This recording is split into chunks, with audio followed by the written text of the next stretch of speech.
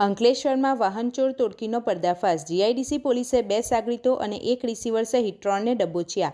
5 bike જપ્ત। અંકલેશ્વર ઔદ્યોગિક નગરી અંકલેશ્વરમાં છેલ્લા કેટલાક સમયથી વધતી જતી વાહનચોરીની ઘટનાઓએ પોલીસ અને જનતાની ઊંઘ હરામ કરી હતી। ત્યારે અંકલેશ્વર જીઆઈડીસી પોલીસને આ મામલે મોટી સફળતા મળી છે। પોલીસે ટેકનિકલ સર્વેલન્સ અને બાતમીદારોના આધારે વાહન ચોરી કરતી ગેંગના 2 સાગરીતો અને ચોરાયેલા વાહનો ખરીદનાર ગેરેજ સંચાલક સહિત કુલ 3 ઈસમોની ધરપકડ કરી છે।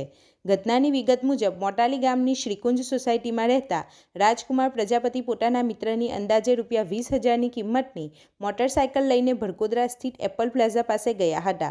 ત્યાં બાઇક પાર્ક કરી તેઓ કામ અર્થે દુકાનમાં ગયા। તે દરમિયાન તકનો લાભ ઉઠાવી અજાણ્યા તસ્કરો બાઇક ચોરી ફરાર થઈ ગયા હતા। આ સિવાય શહેરના સ્વામિનારાયણ મંદિર નજીકથી પણ ₹30,000ની કિંમતની અન્ય એક બાઇકની ચોરી થઈ હોવાની ફરિયાદ નોંધાઈ હતી।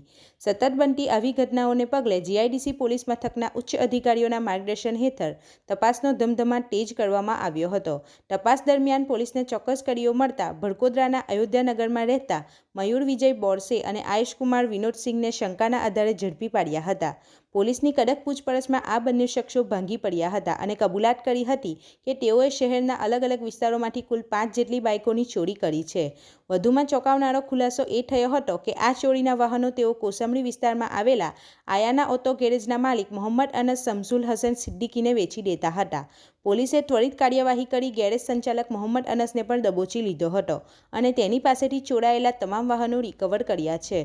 હાલમાં પોલીસે 3 આરોપીઓ વિરુદ્ધ કાયદેસરનો ગુનો નોંધી જેલના સળિયા પાછળ ધકેલી દીધા છે। આ તોડકી સાથે અન્ય કોઈ શખ્સો સંડોવાયેલા છે કે કેમ અને તેઓએ અન્ય કયા વિસ્તારોમાં હાથફેરો કર્યો છે તે દિશામાં પોલીસે તપાસના ચક્રો ગતિમાન કર્યા છે।